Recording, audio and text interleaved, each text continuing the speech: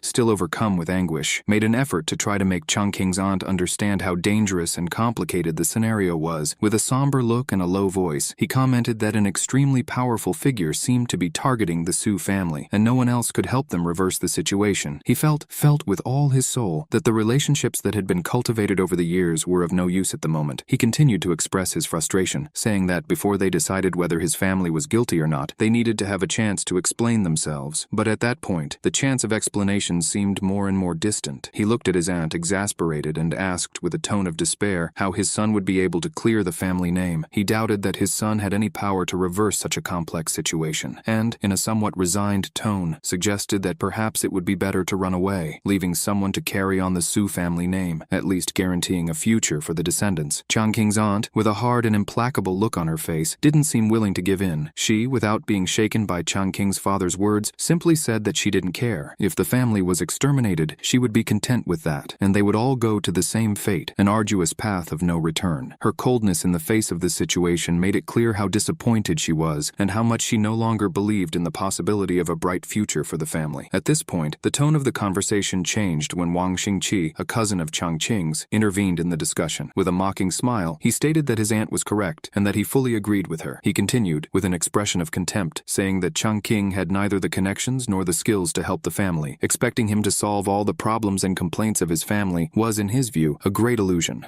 He was convinced that, if they depended on Changqing, they would be heading straight for death, as if he were just a useless piece on the board of a war he didn't understand. The protagonist, hearing his cousin's harsh and merciless words, was deeply shocked, he wondered, with an ache that squeezed his chest. What kind of image people had of him? They saw him as someone with no power, no skills, someone who was nothing more than garbage, as Wang Xingqi seemed to suggest with his cruelly chosen words. He couldn't understand why they were treating him like this. He felt a mixture of anger and sadness, as if everything he had done so far had been in vain, as if his efforts had no value in the eyes of the people around him. The weight of those words weighed on him, and he found himself struggling to find some meaning in it all, while his mind was filled with unanswered questions. And at that, Wang began to stand up, saying that then there's no need to consider marrying them, and if the protagonist really cares, he asks the protagonist to please find a way to take Jingyao aside, because if Jingyao is sent to the courtesan, her fate will end up being far worse than death. And Wang Jingyao stood listening to them talk, her cheeks flushed and tears welling up in her eyes. Wang Jingyao is the young protagonist's cousin. Wang says that Jingyao is still young and is already recognized in the capital for her talents. Numerous noble lords and aristocrats are waiting for her, and at that, the girl, with a very calm tone in her voice and also with her voice embittered, she calls for her brother and asks if their cousin Changqing hasn't just mentioned that the emperor has already issued a decree for a review. And at that, the protagonist tells his cousin not to worry. If what he has just said is true or not, they will know by the end of today. And at that, the cousin just sighs and tells him to forget it, and asks Changqing to be careful when he's out there, because it seems that powerful individuals with ties to the Chen family are using them to get to the Su family. And he's just saying that if the protagonist ever finds finds a chance of cassation, he can start investigating the Chen family, and the protagonist, hearing his cousin say this, thinks and wonders about the Chen family. He hadn't heard about them before, and it seems that he needs to take a look later, and at that, he hears a noise, and then he tells his family that there is someone approaching, and he will move away at that moment, and makes it clear that he should have news today. At this, Chongqing's aunt says that they're about to be executed tomorrow, and at this, she asks what all this talk is about being safe now and says that it's just a matter of escaping, and at this, Jing Yao, still confident, says that there may indeed be a way, as her cousin mentioned, and at this, the aunt asks if she can really trust Chongqing and says that he's just a spoiled young master. If it's Qingqi, whoever manages to escape, there may still be a chance. At that moment, while the atmosphere seemed charged with tension, one person approached and started a conversation with another. With a curious and slightly conspiratorial tone, he asked, almost in a whisper, if the other had seen that and questioned what exactly safe for now meant in the context they were in. Doubt hung in the air like a shadow as he continued to speak, explaining that rumors were beginning to circulate that higher-ups had arrived on the case, at which point a young man, apparently carrying new information, turned to Lord Su with an expression that mixed caution and relief. He, in a respectful tone, announced that the emperor had issued a special decree to review the Su family's case. The words brought a mixture of hope and uncertainty to the room, but the young man quickly explained that the family was safe, at least for the time being, until the results of this review were released. This information sounded like a brief truce in the midst of the storm, but also like a double-edged sword, as the Su family's fate was still pending. While everyone processed those words, Chongqing's aunt, her face marked by a mixture of relief and doubt, murmured to herself, wondering if they really were safe. If only for that moment, she seemed unable to completely believe in the possibility that an imperial intervention could really guarantee them safety. Chongqing's father, on the other hand, overwhelmed by a wave of despair and uncertainty, begged the young man for more information. He, almost in tears, asked him to please not leave the place at that moment and asked, with urgency in his voice, if he could share more details about the situation. He needed to better understand what this meant for his family, who had been at the mercy of chaos and misfortune for so long. Jing Yao, for her part, watched the scene with a calm smile on her face. She looked radiant, as if her faith in her cousin, the protagonist, was finally being vindicated. With a tone of slight triumph, she commented that she had already told everyone that he wasn't lying and that, in fact, he would find a solution to the family's problems. There was a sparkle in her eyes, as if she had full confidence that things would finally start to get better. Outside the prison, the protagonist was observing everything from a distance, reflecting on the new situation. Then he noticed the presence of a young man with black hair who was leaving the place. Without hesitation, he approached the young man and, with a friendly smile on his face, started a conversation. He asked in a careful way if he had heard about the recent changes in the Su family's case. Showing a mixture of curiosity and optimism, he asked if this meant that there was any real chance of the charges against his family being dropped. The black-haired young man, upon hearing the protagonist's questions, looked at him with a curious expression and, in a slightly skeptical tone, asked if he was new there. He also questioned, with a slight touch of sarcasm, whether the protagonist really dared to ask something as delicate as the possibility of cassation. Despite the challenging tone, the protagonist kept his smile and answered lightly, confirming that he was indeed new to the environment and admitting that he was still unknown to many. With a tone of humility, he asked the young man that, as a more experienced brother, he could share some of his knowledge and enlighten him on the situation. The black-haired young man, on hearing this reply, let out a laugh. He seemed to find the protagonist's attitude funny, but at the same time, there was a tone of irony in his laughter. Then he replied, clearly and directly, that there was no possibility of cassation. He explained that the Su family's case had been solved personally by Mr. Baihu, one of the 4 special envoys of the Imperial Guard, and that the evidence against them was incredibly solid. According to him, there was absolutely no chance that the case would be reversed. Continuing, he claimed that the emperor was only selecting a random case as a kind of symbolic gesture. It was a way of showing his subjects that he wasn't completely indifferent to the issues that arose at the lower levels of the administration. But in reality, it was unlikely that there would be a substantial change in the situation. The protagonist, hearing those words, was completely confused. He didn't know what to think, but his heart was heavy with the apparent confirmation that his family's hopes were minimal. He silently wondered who Baihu was, as he seemed to be a ruthless figure. At the same time, he thought about the 4 special envoys of the Imperial Guard, who, as far as he knew, normally only dealt with cases involving aristocratic families. This contradiction only increased his confusion and restlessness, making him more determined to find out the truth behind everything. And then the scene changes completely to the Emperor's chamber. The protagonist, who was now like Joe, thinks that he was careless, and if it was a simple injustice, it could have been easily rectified if the Emperor had simply spoken up. But the 4 special envoys represent the reputation of the entire imperial family and are not only under the Emperor's command. For a case personally supervised by Baihu, some indirect investigation may also be necessary to find out what the Majesty thinks in the end. When Bai Ling sees Zhou there, She's completely shocked and relieved at the same time, saying that she's finally back, and the protagonist doesn't understand and asks what the hell is going on. And Bai Ling approaches Joe, and Joe asks her what's going on, and Bai Ling answers, a little reluctantly. She says that the emperor has contaminated her, and the young protagonist begins to imagine something, because his imagination is very fertile. He also thinks, and at the same time wonders what she means by contaminating, and wonders if she still has this ability, and Bai Ling begins to tremble. She tells her sister Joe that please don't ask her any more questions,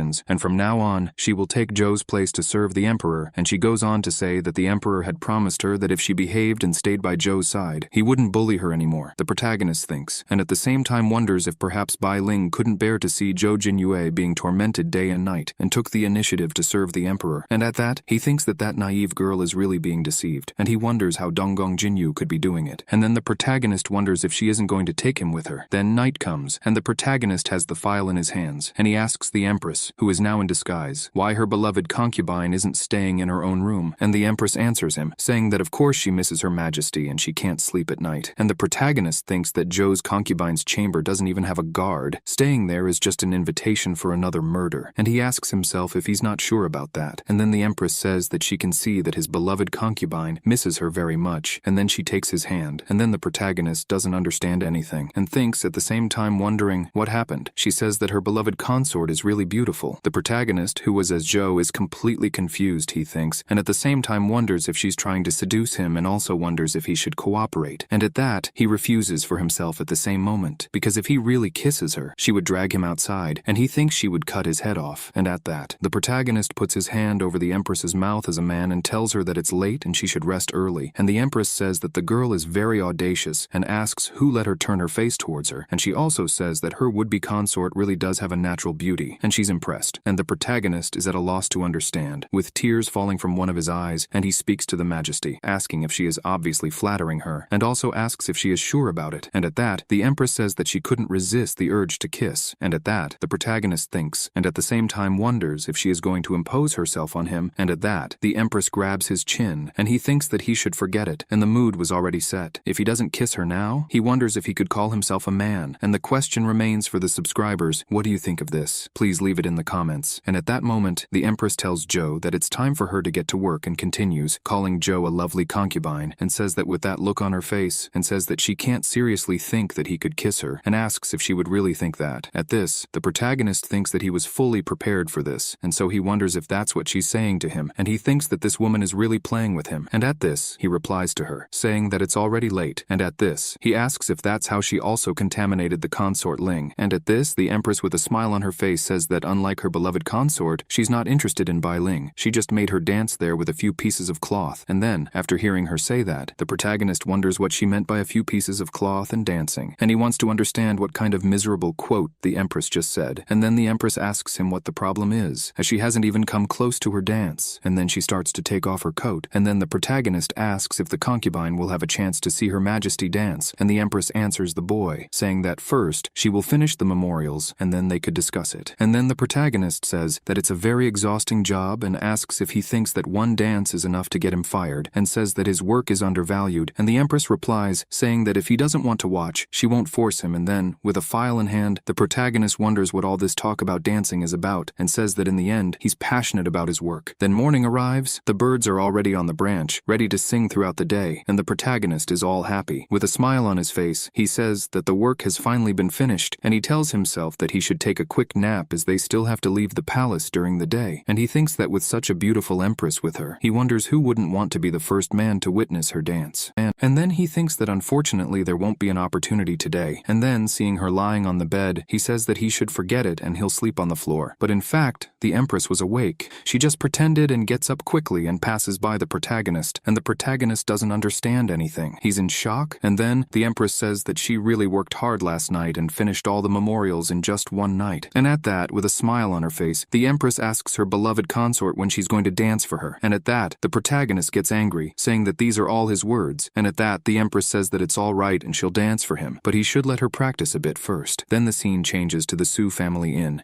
and there are several people there. there, and he thinks that he has finally reached the new trial. It wasn't easy to get rid of the secret guards who followed him out of the palace, and then the scene suddenly changes to show a young man in red clothes with yellow eyes and white hair. His name is Jing Yiwei. He is an envoy from Baihu. He comments that during the plague, the Su family used their judicial permissions to buy quality rice and cheap medicines on the preface of charity, but during the relief efforts they substituted inferior goods, and so he asks if this is true. And at that moment, the members of the Su family were on the ground, with their arms tied, and they confirmed that this was indeed true. And then one of the people present at the scene said that he had already said that these rich people are not that kind. And then Jing Yiwei said that in addition to this, the plague started when the South family restaurant sold rat meat as lamb using inferior quality, and then he asked the members of the Su family if this was true. And then the family members claim that it really is true. This causes a revolt in the people who were there, saying that they were behind it after all. Another person comments that it is not to be expected that they set up charity tents as soon as the plague started, so they ask them to investigate carefully and take down the Su family. People started protesting, asking for this several times. The protagonist thinks that it seems that this public is just there to try to harm the family in any way. He felt that it looked like the trial had become a show for the citizens and not a proper trial. It was something that he thought was not only to solve the case, but also to completely annihilate his family in the court of public opinion, and he wondered what exactly was targeting the Su family. And at that moment, the man sent from Baihu said that the evidence in the case of the South family is irrefutable. The crimes are evident, and public sentiment is intense, and he thinks they can fill the case today. And the protagonist comes to think that it's not a good thing that the man said that, as he seems to have noticed that he was there, and it's no wonder that he's one of Jinwei's 4 envoys, and he feels that he can't just wait around for his fate to be decided. If they present the case report, it will be even more difficult to reverse the situation. But the protagonist was full of doubts, and at the same time, he wondered what method could prevent the case from being closed unless everyone knew that new clues were emerging in this case. But there was a big catch in this age without social media, and he wondered what method could be used to let people know things immediately, at which point he saw a pink-haired boy shaking his head, and he thinks that he has finally understood, and the pink-haired boy was completely disgusted at that moment until a subordinate arrives with a tray and calls the pink-haired boy a gentleman, saying that he must be tired, and asks him to please have some tea. And at that moment, the pink-haired boy takes the tea and drinks it in one gulp, saying that that tea was delicious, and the subordinate says that that was only the best Longjing pre-rain tea, and he also says that that tea is suitable for a gentleman of such wisdom and talent. But in an instant, the pink-haired boy thinks that this isn't a very good thing, and then he announces to everyone that it's something important, and he apologizes to everyone and says that he needs to use the bathroom, and he asks everyone not to go anywhere because he'll be right back. And a moment later, he stands in front and speaks to the people, saying that they should leave the 3 kingdoms aside for now and talk about something that happened around them, the Su family case. And then one of the people who was there with a doubtful tone asks what he meant about the Su family case, also wondering if it wasn't about to be closed soon.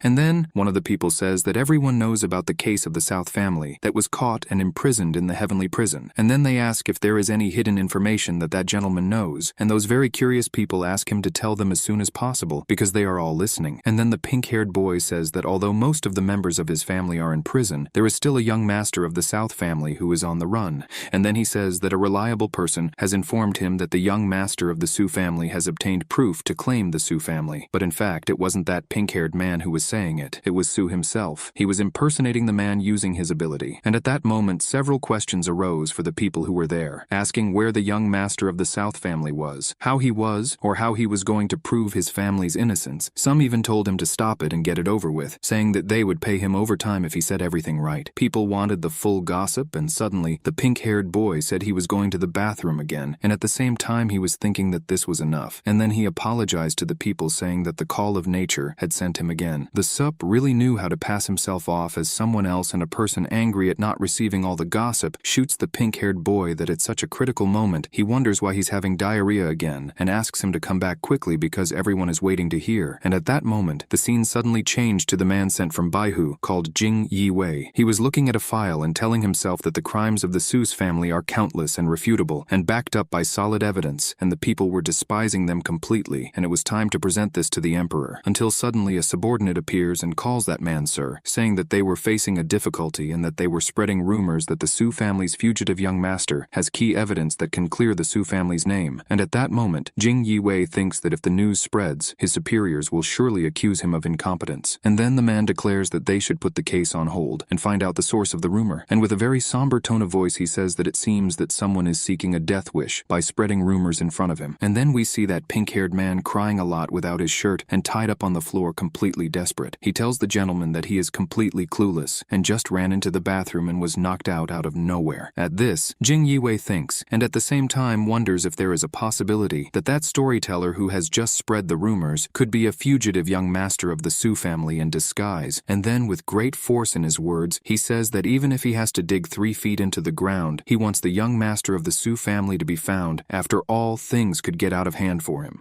And at that moment, the scene switches to the Emperor's camera. The Empress is sitting, facing the entrance, and then the protagonist comes in and she shouts for the protagonist to stop right there, making him shiver a lot. And then she asks him where he thinks he's going, and with a smile on his face, he tells her that he would never imagine that the Majesty had never tasted the commoner's concreted hawthorn, and then he goes to buy a barbado. And then he thinks that, unfortunately, he's been caught because he came back late. And the Empress, who is very skeptical, asks him what he's talking about, because it seems that someone has already taken a bite out of it. And then the protagonist tries to fool her, saying that he had sampled it to check for poison, and asks the Majesty to trust him because it's safe and she can eat it without having any worries. And then, holding out his hand to the Majesty, he says that if his Majesty doesn't like it, then, and at that, the Empress cuts him off, saying that he will be punished the next time he goes out if he doesn't report it in advance. And the protagonist answers her, saying that he assures his Majesty that it will be done next time. And then if he has no more business, he apologizes. And at that, their conversation is interrupted because someone appears at the door, telling the Majesty that the concubine Xiang had fainted in the doorway. And then the Empress puts the food that the protagonist had given her into her mouth, and the protagonist, witnessing this, thinks that he had already taken a bite, and the Empress actually went ahead and ate it. And then he wonders how this happened to concubine Jiang. And at that moment, the Empress gets up and goes outside to find out what had actually happened, and then she realizes that the redhead is lying there on the ground. And then she asks if she hadn't asked Xiang to return, and suddenly Xiang simply starts crawling up the Emperor's legs and says that concubine Zhou had bullied her and asked the Majesty to do justice to her. And at that moment, the Emperor, very skeptical, asks concubine Zhou what she had done to concubine Xiang. And at that, Xiang, quite disgusted, thinks that Zhou is being completely rude and has no etiquette whatsoever, and she doesn't understand why the Majesty favors her so much, and making a poor face, she tells the Majesty that she had to judge Zhou for herself and says that she's worried that she won't serve her Majesty well. And then, she invited her sister to the banquet to seek her guidance, and she would never have imagined that her sister, afraid that she was vying for favor, would throw hot soup at her, and if she hadn't deflected it in time, she could have been completely burned by the hot soup.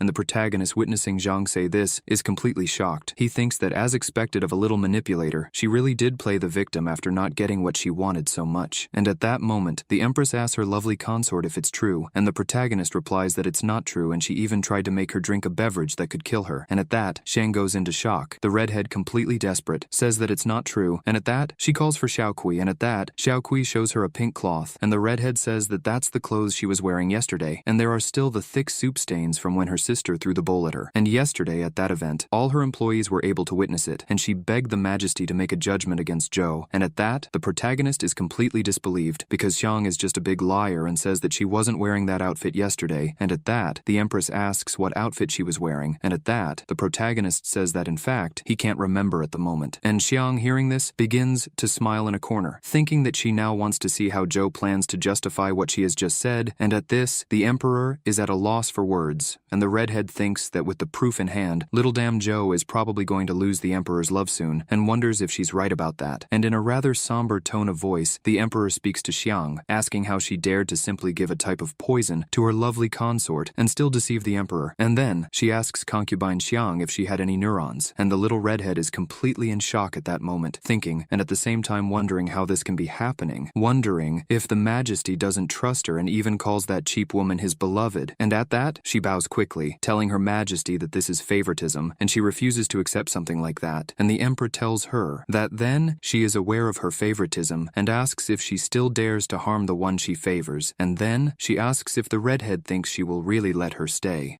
And then hearing her say that, the little redhead is even more shocked, thinking that her Majesty would really go so far as to eliminate her because of Zhou. She didn't imagine that something like that could just happen. And then she bows down again in despair and says that that servant knows her mistake and tells the Majesty that she begs for mercy. And then the protagonist and the Emperor stare at Xiang like that. The protagonist thinks that in fact, a military daughter, adaptable and resilient, she knows when to kneel. And at this, the little redhead continues, saying that it is her older sister's fault for being blind and provoking her younger sister, and now she will beg her younger sister to help her beg for mercy. And from now on, if her younger sister tells her to go west, she will never go east. And the protagonist protagonist is completely shocked to hear this. And then, the protagonist says that concubine Xiang is, after all, still the Majesty's consort, and so he begs the Majesty to give her a chance to reform and be able to start again. And at the same time, he thinks that that woman said that concubine Xiang is the daughter of a military family and shouldn't be easily provoked, and if he really ends up killing her, he wonders if he wouldn't take the blame. And at that moment, the Empress says that as long as her beloved consort has said it, she will spare Xiang's life, however, if she dares to repeat the offense. Even if her beloved consort will intervene, she would simply take the little redhead's life. And at that, the redhead thanks the Majesty for the chance, and her sister too, and she will definitely not provoke her little sister again. And at that, she starts walking with her subordinate. At this, the protagonist asks the Empress, calling her Majesty, when she would plan to fulfill the promise she had made yesterday. And at this, the Empress says that concubine Zhou's dance can only be seen at night. And the protagonist, hearing this, doesn't understand anything and wonders what she means by only at night. And at this, the Empress continues, saying that if the Majesty can revise the memorial properly, she might be able to do something more refreshing while dancing. And at that, the protagonist thinks that this seems to be a good thing, but she shouldn't try to stop him to play a trick on him later. And for him, everything is fine until then. He will trust her more. And at that, he tells the Empress that it's business and she can count on him. Then the scene changes to the Imperial Guards. One person was telling Jing Yiwei that the report was sent from Baiju, and they had searched the whole city and no trace of Su Changqing was found. And he gets very angry listening to this. Jing Yiwei says that the group is garbage, and he says that if they aren't capable of capturing a spoiled young master, then he asks what they were for after all. And then the scene changes to the Emperor's chamber. There were several files stacked up. The protagonist was sitting in front of the table, concentrating and doing them all, and then the Empress simply puts one of her hands on his shoulder. And with a smile on her face, she says that the country's issues are crucial, but he shouldn't forget to take a break, calling him Majesty. And at that, she asks if the Majesty could take a short break so that she can watch while she performs a dance. And at that, the Empress simply comes closer to him, asking if he's not looking too far ahead. And at that, the protagonist frowns, his cheeks flushed because she was really close to him at that moment. Then the Empress asks the protagonist, calling him Majesty because the two of them had exchanged places, what he was thinking about her dancing. And the protagonist says that her vibe, her clothes, her elegant, refined demeanor are incomparable to those ordinary, unrefined individuals outside. But there's a catch. He says that this is totally not the dance he would have liked to see. He was completely frustrated because he was seeing her behind the moving wall. He could only see her shadow moving. It was something different. And he says that he waited all day for this only to see nothing. And at that, he calls her a kind consort and says that this is simply something that hurts him a lot because his anxiety and enthusiasm have been thrown away. At this, the Empress asks him, calling him Her Majesty, that if she doesn't do as he intends, if he will punish her. And at this, he completely upset, says that he sentences her, so that she quickly removes the screen so that he can have a good look. And quickly, the Empress takes it away, leaving him without understanding anything at that moment. And he gets his cheeks completely flushed immediately. And he thinks that this is not right, because she is being very obedient, and this moment seems something unusual. And at that moment, she approaches him and asks if he would like to dance with her. And the protagonist, seeing the soccer squad in front of him, he thinks that he was too close. And then he says that they should forget about dancing, because it's getting late and he still has a lot of memorials to review, and at the same time he thinks that he has a premonition that no matter what happens, things can't go any further than that. And at that, the Empress says that the concubine Zhou may lack noble inheritance, but her exceptional talent and beauty grant her the exclusive favor of the Emperor, and she asks him how he can play the role of the Zhou concubine convincingly if he can't even dance with her. And she takes the young protagonist's hand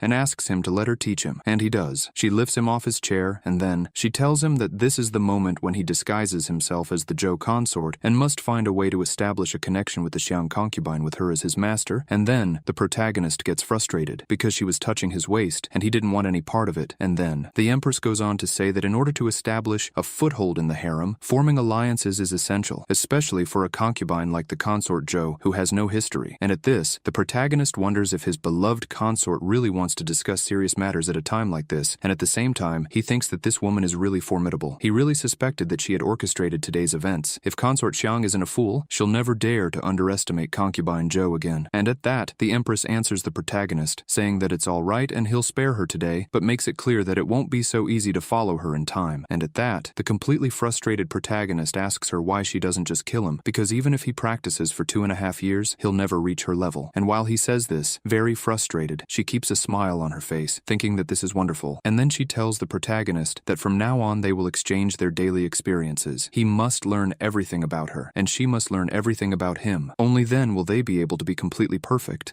And at that moment, the protagonist says that he agrees with this, but in order to play the roles of the Jinyu Oriental Palace and the Zhou consort, he naturally needs to know everything. At that moment, the protagonist, with a thoughtful look, look, turned to her, and with a soft but curious tone, asked her to tell him what she had done during the day. He knew that, while his beloved lived a life of luxury and had a routine that might seem full of privileges, she also faced a monotony that accompanied her daily. He then reflected on his own life and decided that he would go out to visit some inns and taverns in search of something new. He toured different places, trying different dishes and delicacies that were sold in various of these houses, and during this tour, he thought that perhaps his lovely consort had never tasted something as simple and delicate as candied hawthorn. The idea of bringing it to her made him feel that perhaps it was a small gesture, but it might please her in some way, so he brought some back for her, hoping that she would appreciate this simple gift. When he handed over the candied hawthorn, the Empress looked at him with a serious expression, and, with a sharp tone, asked if that was all he had to say. She asked, almost defiantly, if that was really all he had done with his day, with nothing else interesting or noteworthy. The protagonist then replied with a slight smile, as if trying to minimize the situation, saying that yes, that was all he had to share. He explained that the days became extremely monotonous, and that one way or another, there were no great differences between one day and the next. He mentioned, in an almost melancholy tone, that his days were tedious and without much new, a routine that slowly consumed him. As he spoke, he couldn't help thinking that there was no way he could share all the details about Sue's family with her. There were too many sensitive issues, subjects that he knew couldn't be said so simply and openly. Yet, he couldn't deny her honesty, at least about the most banal aspects of his daily life. He was visibly curious and a little anxious, perhaps in search of some kind of connection, or perhaps to better understand the events that were unfolding around him. With a soft smile, she replied that she was willing to tell him what had happened during her day. She began to report that, during the day's court, all the officials had unanimously sent a petition to the emperor. The petition requested that the consort, Jo, whom she referred to as Little Vixen, be executed. The protagonist was completely speechless, and for a moment couldn't understand why the officials wanted something so drastic. He wondered internally what could have led to such a measure, and why she was being so harsh with Jo. This thought made him feel uncomfortable and somewhat lost as to what was going on. The Empress, noticing his confusion, asked him a sharp question about what the real difference was in this case. She said in a firm voice that she certainly didn't agree with such a request, but that the Majesty would still deal with the situation personally, as usual. The protagonist, trying to better understand the complexity of the situation, cautiously asked if she really planned to have him attend the court on her behalf. He was clearly restless, feeling the pressure of the responsibilities that might be imposed on him. The Empress, with a fixed gaze, replied to him without hesitation, saying that he had already claimed the title of emperor and should therefore be prepared to deal with such trivial matters in court. This answer, rather than easing his worries, only increased the feeling that he was being pushed into a situation he didn't want. He then began to reflect in his mind, thinking that she was complicating things even more, creating unnecessary difficulty at a time when he just wanted to live a quieter life, without so many complications or responsibilities. Desperate for a way out, the protagonist, with a tone of resignation, replied to the Empress, saying that, as a commoner, he would be condemned if he were caught trying to infiltrate or manipulate matters of such importance at court. He felt that his place was inferior, and that, if he got involved in such matters, he would end up being severely punished. The Empress then looked at him with an enigmatic gaze and, in a calm way, suggested that he should be better prepared to deal with such responsibilities. She told him that, if he really wanted to be a good majesty, he should train and prepare himself better for the future, facing the difficulties that arose with courage and wisdom. She ended the conversation by saying that everything was fine, that she herself was going to read the documents and get some rest, and that he should take care of reviewing the memorials that were on his desk. With a gentle gesture, she called him Majesty, a subtle reminder of his position, and urged him to carry out his responsibilities. With that, she withdrew, leaving the protagonist in a state of reflection. The atmosphere seemed to have calmed down, but his mind was clouded with so many doubts and unanswered questions. He wondered where she could be now, and how he could cope with the growing expectations on his shoulders. The scene faded quickly, like a mist that dissipates in the wind, and the protagonist, alone in his thoughts, remained immersed in his worries. And then he finds a piece of paper warning him that she was out of court this time, and he shouldn't forget his consort Jo's task. And then, he tells himself that at least she showed some conscience by not forcing him to attend court. And the day was beautiful with blue skies and a few clouds, and the protagonist thinks that now all the officials want to execute him, and if Donggong Jinyu can't stand the pressure, it's all over. And he also thinks that he needs to be extremely vigilant at this point, and once he senses any trouble, he will try to escape anyway. Until suddenly, he hears someone saying that, as expected, Sister Jo is there. It's Red, and she says that it looks like the Emperor has spent the night with her sister again, and she's very jealous of that. And then the protagonist realizes that Chiang really was there, and at that moment, he wonders if she really was calling him sister, and also Alexa turns on the light, and he wonders if the women in the harem are really qualified as actresses. And at that moment, Redhead, with a smile on her face, told his subordinate to hurry up and bring the presents to her consort Jo, at which point she moved a little closer to the protagonist and said that these were all the treasures and jewels she had. She would like to give them to Jo. She told Jo that if she liked any of them, she she could feel free to take them for her, like an apology for the disrespect she had committed yesterday. And at that moment the protagonist visibly becomes Tonito. He thinks that all he has to do is look at these exquisite pieces of jewelry, and he sees that Shang has really spared no effort in thanking Joe. And then the protagonist says, how could he refuse if his younger sister was being so considerate? And then he chooses a hair jewel and says that he's going to keep it. And at that moment he thinks that since Dongdong Jinyu asked him to promote good relations, it would be rude if he didn't choose that album at that moment. And at that, Little Red starts to smile, saying that she's very happy that her sister liked it, and so she's going to give her that hair clip as a present, which came from her grandmother. And at that moment, the protagonist in the back is walking towards his goal, telling her that he'll remember his sister's kindness so that his little sister can find any difficulties in the future. He asks her to please not tell her, and if that's all, the older sister should go now. And at that moment, Xiang speaks, asking her sister to please go ahead. If she has time another day, she would like to invite her to her chambers for a long night of conversation, just the two of them. But the protagonist doesn't like to hear that, because he doesn't think Little Red is trustworthy. For her sister to please go ahead, if she has time another day, she would like to invite her to her chambers for a long night of conversation, just the two of them. But the protagonist doesn't like to hear that, because he doesn't think Little Red is trustworthy, and at the same time, at that moment, Little Red thinks that Blue has really let herself go, and she thinks that clearly Joe doesn't know her place, and she also thinks that she doesn't just accept gifts, she even calls herself her big sister now, causing a gigantic revolt in that redhead. And at that moment the subordinate called Redhead Her Highness and said that that golden hairpin is really a unique treasure, and asks if she's really going to be giving it to Joe so easily. And then the redhead replies quite angrily that it's not so easy to take advantage of her, and asks the subordinate to wait and see. And then evening came, and at that moment the protagonist was telling the Empress that the consort Xiang, now portraying herself as the younger sister, and he is sure that it is just a superficial facade. Once she realizes Joe's strength, she will eventually accept being the real younger sister. And at that moment the Empress, file in hand, replies to the protagonist saying that it's not bad at all, and then with a smile on his face, the protagonist asks the Empress how her day was, calling her Majesty, and the Empress says that it was a typical day for her, different from Joe's day. And she goes on to say that when she entered the court she observed all the officials kneeling and refusing to get up once again, begging her to execute consort Joe. And at that moment, the somewhat frustrated protagonist responds to the Empress by saying that this was something very typical, and wonders if she doesn't think they're meddling a bit too much. And at that the Empress responds, saying that they all want the concubine they support to be Empress, so it's only natural that they try to intervene in some way. At that moment, the young protagonist, with a tone of curiosity and a hint of concern in his voice, turned to the Empress and asked her how the official's petition to the court had been received, calling her Majesty respectfully. He also wanted to know what her response had been to that situation. The Empress, with a firm look, replied casually, saying that it was nothing important, and that the officials were just trying to pressure her with threats of retirement. Showing a posture of indifference, she stated that she would simply ignore the whole thing, as if it were something irrelevant, with an air of contempt for the audacity of the officials. She went on to say that, besides, it was unthinkable that they would try to interfere or disturb the deep and special bond between her beloved consort and consort Xiang. These words left the young protagonist feeling somewhat uneasy. He began to reflect on the situation and internally felt a growing apprehension. He thought that the officials, with their threats of retirement and retreat to their homes, were attempting something dangerous, and yet the Empress maintained an impassive posture, almost as if nothing could really affect her. He concluded that this woman, in her essence, was clearly very different from other people. Her strength combined with her calm demeanor made it seem as if nothing could really shake her. Yet he wondered if, behind that facade of confidence, she really was completely stable in relation to the situation, or if there was something troubling her in this moment of unease. He decided to ask directly. Carefully, he suggested if it could be that Her Majesty was feeling shaken, perhaps because of her relationship with her consort Xiang. The Empress, hearing his question, looked away, as if she were thinking carefully before answering. After a moment's silence, she replied in a relaxed manner, stating that, in fact, it wasn't quite like that, but her answer didn't dispel the young protagonist's worries, who in a moment of slight desperation tried to explain himself better. He declared with sincerity that he was only doing his duty by maintaining a semblance of friendship with his consort Xiang, but that there was absolutely nothing intimate or romantic between him and the redhead. He asked, almost begged, for Her Majesty not to misinterpret the situation. The protagonist's words, however, seemed not to have the desired effect. The Empress, visibly irritated by his insistence, responded harshly. With a tone of contempt, she asked who cared about his affairs with the Xiang consort, and stated that he should, once and for all, free himself from that idea. As if to make it clear that the situation wasn't something that worried her, she went on to say that, after all, he was just a man, and that his harem was full of beauties, and in an almost threatening way, she declared that if he couldn't resist temptation and got sloppy, she definitely wouldn't let him off her hook or her watch. The protagonist, feeling the weight of her words, was visibly worried. He hastened to try to reassure the Empress, denying any interest or undue you thought in relation to the women of the harem. He stated with determination that he had never considered such things and that he would never do anything that could dishonor her or cause problems. Despite his words, the Empress, maintaining her haughty posture, responded with a tone of resignation, saying that everything was fine. She added that, in the end, if everything went according to plan, things could end up looking great for him, leaving a mixture of warning and promise in the air. Looking for a way to demonstrate his good intentions, the young protagonist stretched out his hand, presenting the Empress with a hairpin he had received from his consort, Xiang. The Empress, looking at the object with a puzzled expression, asked what it was and, with an ironic tone, wondered if he was trying to use the gift as a way of alleviating his situation or to beg her to spare his life in case he did something wrong in the future. The protagonist, feeling the growing pressure of that conversation, called Her Majesty again. Trying to remain respectful and calm, he replied honestly, saying that she was the supreme ruler of the vast lands of the Great Xia and that he couldn't imagine what in the world could be used to bribe her. He then explained that his intention was in no way to bribe or manipulate, but that, on the contrary, he had thought the object was suitable for Her Majesty and therefore wanted to present it as a humble gift. With that, he tried once again to win the Empress's trust and favor, while she kept watching him with a mixture of curiosity and disdain. And then, the Empress took that hair clip in her hand, she quickly went to test it and looked quite elegant wearing that accessory, and the protagonist, seeing her like that, wearing the jewel he'd just given her, his cheeks flushed and he commented that His Majesty deserved the title of the capital's first beauty. The man has a distinguished lip, and that's why he's still alive. The most distinguished of all the Su family. And at the same time, he thinks that it's a shame that someone so handsome can only appear male when he's in public. And at that moment, the Empress with her blushing cheeks says that he's very clever, and she thinks it's wonderful that she had to simply recognize him as her sister so quickly. And then she comes up to the protagonist and tells him that she's going to present the officers to the Majesty. And at the same time, the protagonist is agonized, thinking and wondering what she means by that. And he also wonders if she's looking for another excuse to get him to attend the court. And then he replies to her that they should see about it another day, as he still has some memorials to go over. And at that moment, the Empress answers him saying that it's still early and there's enough time to deal with the memorials. And then she comes close to his ear, making him visibly nervous, saying that it's okay calling him Majesty again, and asks him to take a look at that portrait. She explains that he is the only non-royal prince of the Xia, Prince Yan, at which point the protagonist is trembling, and the Empress says that the most beautiful woman in the imperial capital is the concubine Luo, who is his granddaughter. And at that visibly nervous moment, the protagonist replies to his Empress saying that it's early, and he's going to take a shower in his room first, so they'll return to manipulate the memorial later. But the Empress doesn't want to let him leave, and so when he gets up, she simply puts her hand on his shoulder and says that she orders him to sit there properly, leaving the protagonist in a state of doubt. And then the Empress goes on to say that Prince Ende dedicated his life to military service, making his contributions very significant for Dacia, and she goes on to say that he was known as a god of war, he had great prestige in the army, and was considered the top military officer in the country. And at that moment, the protagonist simply wonders what is going on, because he has really lost himself completely in that dialogue. And at that moment, the Empress continues to say that the prince adores his consort Luo, and she remains one of the strongest contenders for the position of Empress. And the visibly frightened protagonist with a completely flushed face asks, stammering a lot, if that's it, and the Empress answers the protagonist by saying that the Majesty seems a little nervous, in a tone of irony, and then she asks if perhaps he is afraid of Prince Yan. And the protagonist, a little reluctant to speak, calls her his dear consort and believes that she is joking because with his support, he wonders how he could be afraid of Prince Yan, but at the same time he refuses, thinking that she just sat down and she said these things as if it were something completely normal, and so it was impossible for him not to get nervous. And then the Empress shows another portrait. She explains that that is the current chief minister, and his name is Zhou Hong, and he is the head of the civil authorities and has the consort Shu, daughter of Zhou Xiaxis. And she explains that he worked quite hard to ensure that his daughter reached the position of Empress, and so she was saying all this because the protagonist must pay close attention to what he's doing, because there were very powerful people behind all this. The Empress, with an assured look, continued to speak to the young protagonist, saying that surely he was already familiar with the process of reviewing the memorials and that, therefore, she didn't want to disturb him at the moment. While he dedicated himself to his tasks, with a gentle gesture, she tried to make it clear that she understood the importance of his work and that, at the same time, she didn't want to interrupt his focus. However, she paused for a moment before adding that, if he wanted, he could count on her to help him stay awake while she went over the documents. It was a simple offer, but it showed in a way that she could even move him in a subtle way, making him slightly nervous with her words. The young protagonist, his cheeks slightly flushed from a mixture of nervousness and surprise, couldn't hide the slight embarrassment he felt at the suggestion. He looked at the Empress and, with a slightly disconcerted smile, replied that, in fact, she wasn't bothering him at all. He said that she wasn't really disturbing his concentration, but at the same time, he admitted that she did manage to provoke an uncomfortable sensation in him, which caused caused him to pause slightly, reflecting on what he had just said, with a soft smile and slightly flushed cheeks, commented, almost irreverently, that he was clearly very much in love with her, and that, contrary to what he said, he didn't seem to care one bit about the fact that, perhaps tomorrow, the whole court would call for the execution of the Joe consort. The protagonist, visibly worried about the way the conversation was going, tried to calm the Empress down, saying that his beloved consort shouldn't worry about this. He expressed, with sincerity, that if he couldn't protect the woman he loved, he really wondered what kind of emperor he would be. This statement made him feel a weight on his shoulders, reflecting on the responsibility he carried and the pressure that existed on him. The Empress, apparently touched by his words, simply hugged him unexpectedly, as if to give him some comfort, although her attitude was both enigmatic and defiant. The protagonist, still a little dazed, thought to himself that behind it all, Dongdong Jinyu, the Empress, was clearly behind the whole mess, yet he was the only one who seemed to have freed himself from bearing any blame, which made him wonder if, in the end, he would be forced to deal alone with the responsibilities of reviewing all the memorials and making such heavy decisions. She explains that he is the only non-royal prince of the Xia, Prince Yan, at which point the protagonist is trembling, and the Empress says that the most beautiful woman in the imperial capital is the concubine Luo, who is his granddaughter. And at that visibly nervous moment, the protagonist replies to his Empress saying that it's early, and he's going to take a shower in his room first, so they'll return to manipulate the memorial later. And at that moment, the Emperor stands up saying that the officials should admit their problems, and everyone starts to tremble because of it. And at that, the Empress thinks that she too had slept soundly yesterday, and she forgot to check the review, and he must have made some harsh statement in the memorial, otherwise these ministers wouldn't back down so easily. But there's one thing she'd like to know, what exactly he wrote. And then the scene shifts to the streets of the capital. Jing Yiwei was telling the people that the Su family's case is a crime of the utmost gravity. It's something unbelievable, and he thinks he needs to appeal by pulling the people's vision, and a public execution will take place in this place today. And then the population starts shouting Su Changqing's name, ordering him to die. And at that moment, there was the young boy, lying on the ground, and his mother was in shock seeing him, and his cousin was also completely agonized seeing her cousin in that state. The Su family didn't know that this Su Changqing was a fake, and then a man waving a fan. The family was one possessing the 30th beauty and the title of the greatest talent in the capital. He thought it would be a waste to execute him like that. And then a slightly overweight man, who was standing next to him, comments that this can't be according to the great laws of Xia. Women of the house must be sent to the entertainment boreal. And then that green-haired boy asks if it really isn't that, and then he asks young Master Shen, who is that overweight man, if he could come personally too. And then that overweight man says that Wang Jinyao belongs to him. No matter how much it costs, he'll make sure to give her the best ceremony. And then Jing Yiwei thinks that Su Changqing's family is facing execution, but he doesn't even show up. And it seems that he's just a coward who can't fix any problems that he himself causes. And then he shouts that it's already noon and it's time for the execution. And then the escaped member of the Su family appears, saying that this really is something completely incompetent, and he wonders how many imperial guards there are. And he also wonders if they haven't really managed to capture the current target, and they've simply made do with any substitute. And when he sees that he's there, Jing Yiwei is visibly surprised. And then his cousin screams when she sees her cousin upstairs. The protagonist, observing the scene before him, couldn't help but feel a deep sense of sorrow at seeing that brave man treated so cruelly. He reflected to himself, realizing that although the man had a similar physical build to him, something as simple as that was enough for others to hurt him so brutally and for no apparent reason. The protagonist, with a deep sigh, realized the true nature of those around him, and was surprised to realize how impressive the tactics used by Bai Hu were, to say the least. He thought about the cowardice of those involved, about how they were capable of doing anything to achieve their goals, even if it meant causing pain and suffering to those who needed it, without any remorse or consideration for morality. It was then that Jing Yiwei, who had been watching in silence until that moment, finally answered the protagonist, calling him naive. He claimed that what was happening was just a strategy to attract the real Su Changqing. The protagonist, upon hearing this,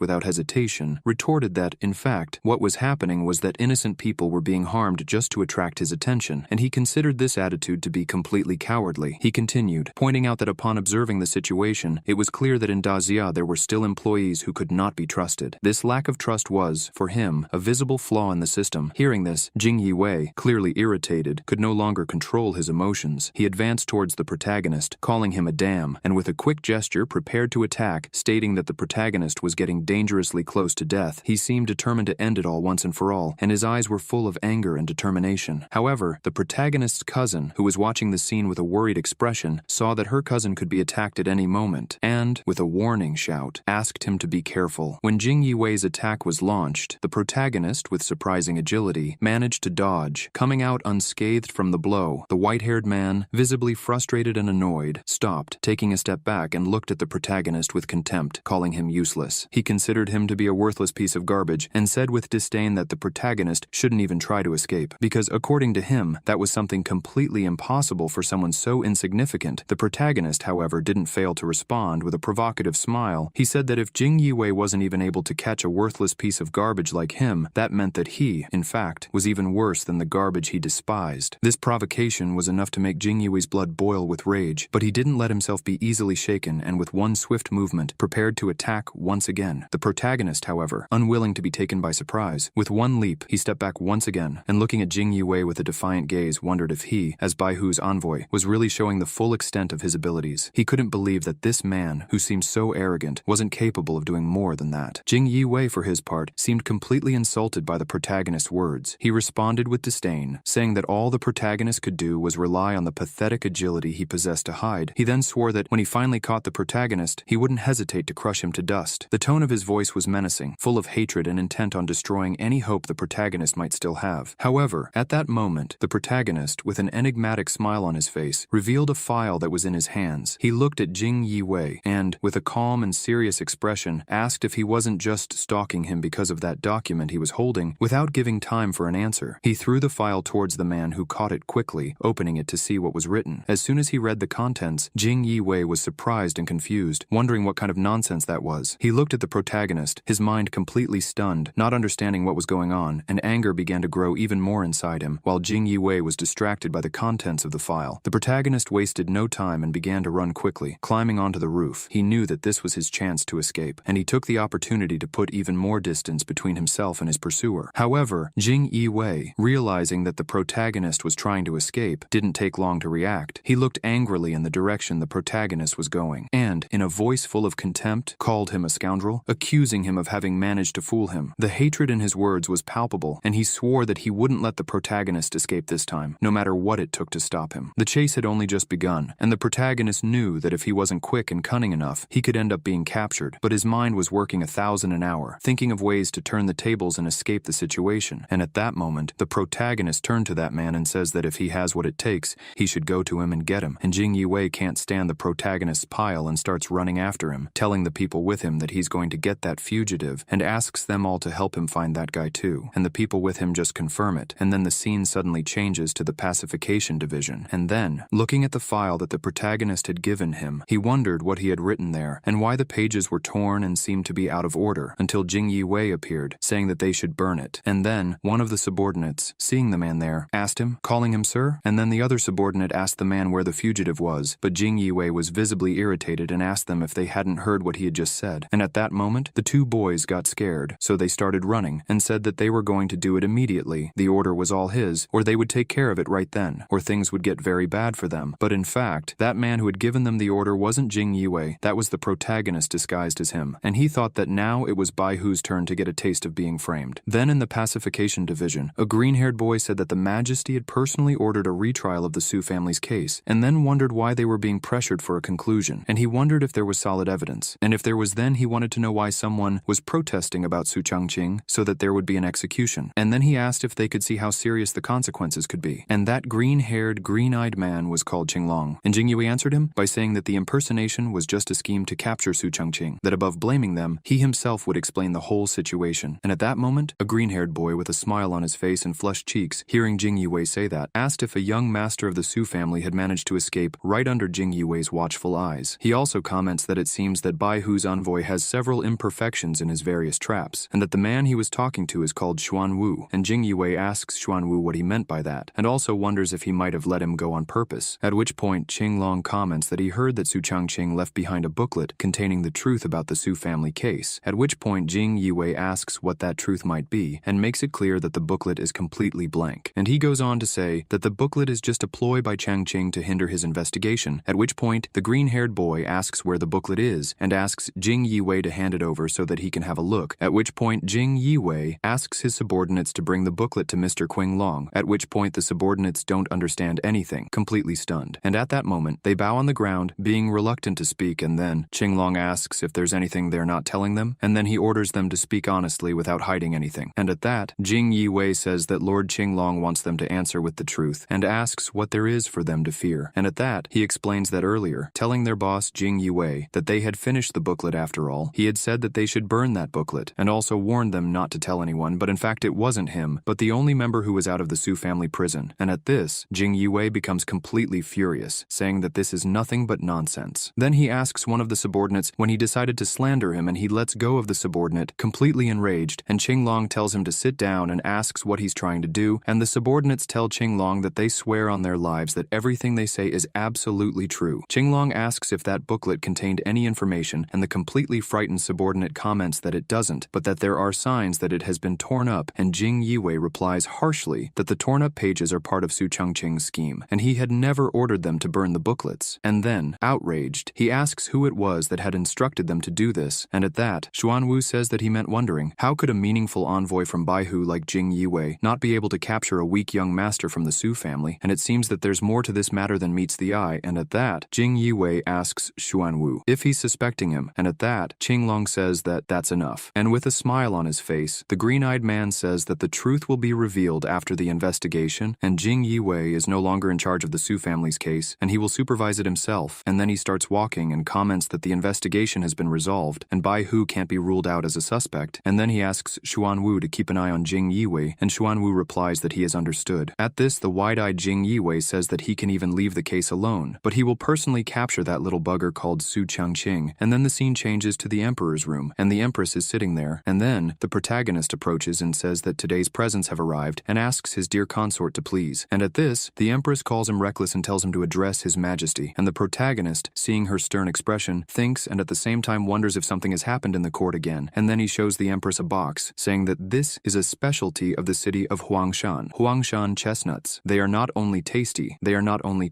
but also beneficial for digestion and strengthen the body. And then he asks the Majesty to try those chestnuts, and the Empress asks him how she could eat something so hard, and the protagonist thinks, sighing, that she really is a spoiled Empress. At this, he takes one of the chestnuts, and with a smile on his face, he says that the Majesty may not know, but she needs to remove the hard shell before eating, and asks her to let him help with this, and at the same time, he thinks that he should forget it, and he is in a good mood, and now that the important matters are over, and at this, the Empress asks the protagonist that since he wanted to feed her, then she will grant him this opportunity, and then she opens her mouth, and the protagonist gets a bit frustrated, thinking that this woman really has no shame at all, and then she just sticks her mouth in the chestnut that was in the protagonist's hand, not understanding anything at all, and then the protagonist speaks to the Empress, calling her Majesty, saying that she is very ruthless, and then the Empress says that it is her beloved who is ruthless, leaving her alone in this cold and desolate palace, and the frustrated protagonist thinks that surely he's resentful because he's having fun while she's suffering in the palace, and it's natural to feel unbalanced, and then the Empress asks him to let her see his hand, and then she comments that she's heard that all men are tough, and then she asks him if he's afraid of a little bite, and then the protagonist comments that he thinks it qualifies as a work-related injury. Then he changes the subject, talking about today's memorial, but the Empress simply cuts him off, telling the protagonist that as the ruler of the country, she wonders how he could let a minor injury interfere with important departments of state affairs, and at that, the protagonist comments that then, just like last night, having the wanted consort by his side won't be so bad. At this, the Empress says that since Her Majesty's finger is a bit inconvenient today, she won't add to his burden, and at this, the protagonist stands in shock, his mouth open, and he thinks and at the same time wonders what she means, and says that if she bites him and then takes the chance to revoke the benefits, he thinks that's outrageous. And then the Empress, with a smile on her face, tells him that by the way he's going with her to court tomorrow morning, and the protagonist is shocked, asking why he's going to court.